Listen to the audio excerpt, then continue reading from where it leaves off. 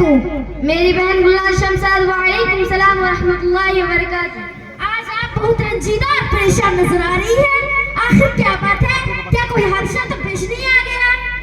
बहन क्या बताऊं, हमारी तो सारी जिंदगी हद से संभल है। हमारी सारी जिंदगी में आलाम ही आलाम है, मसाइब ही मसाइब है। और लड़की की शादी के बाद से तो परेशानियां और मुसीबतें और बढ़ गई है।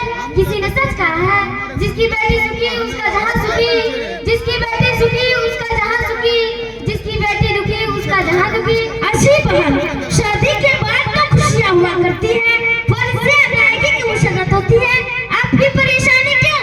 आपके रंजीदा होने का मतलब क्या है?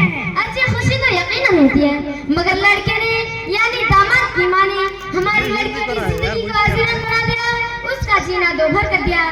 जब चाहता है तेवर जुटका देता है, जेठ के मुंह में लगा भी नहीं। और नंदों से तो खुदा बचाए, वो तो हमारी बेटी को दुश्मन की निगाह से देखती है।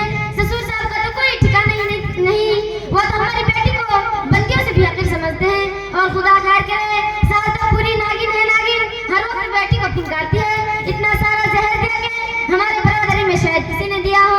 सुई से लेकर मोटरसाइकिल तक हमने दी, जिंदगी भर की कमाई जहर की नजर की। इसके बावजूद जहर में कीड़े निकालते हैं और लड़की की शक्ल और सूरत को कोसते काटते हैं।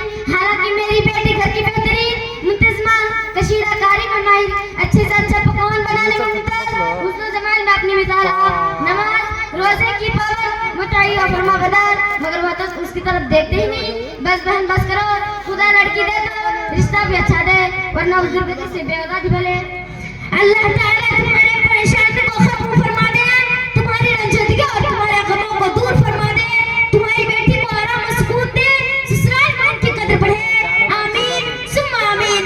मगर हाँ, एक बात बताओ बहन, मैंने सुना है कि तुम्हारे घर बड़ी खूबसूरत बहू आई है, सलीकामंद, मुहज्जब और फरमाबरदार है, घरेलू सभी काम कर लेती है। मैंने यह भी सुना है कि उसने तुम्हारे घर को रोशन कर दिया, शासो सामान भी लाई है। तुम तो किस्मत की धनी हो, आखिर वो भी किसी की बेटी है। तुम्हारे यहाँ उसका रिश्ता किस तरह कायम हुआ और तुम्हारी बेटी से किस तरह मनसूब हुई? बहन तुझे किसने बहका दिया कि मेरे घर में इतनी आला सलीकामंद, मुहज्जब, फरमाबरदार, खूबसूरत बहू आई है? मेरे घर में जो बहू आई है वो बहू नहीं, आजाब है आजाब, खतरनाक चुड़ैल, इंतहाई बदतमीज है। तहजीब और सलीका की तो उसे हवा भी नहीं लगी। मेरी जन्नत नुमा मकान को उसने आजाब खाना बना दिया। मेरा लड़का लाखों में एक खूबसूरत मिसाली किरदार का मालिक, मैं किस किस को कहूँ? यह रिश्ता मेरे भाई ने जोड़ा था। खाना बनाना वो ना जाने, बात करने का सलीका उसको नहीं आता, सूरत और शक्ल उसकी देखने की नहीं, जहेज वगैरह भी कुछ नहीं लाई। उसके बावजूद मेजाज परियों का नाक पर मक्खी भी बैठने नहीं देती, उसके नखरों का तो कोई ठिकाना ही नहीं। लेकिन मैंने उसको सीधी कर दी हूँ, मैं भी उसके नाक में दम रख दी हूँ, याद रखेगी?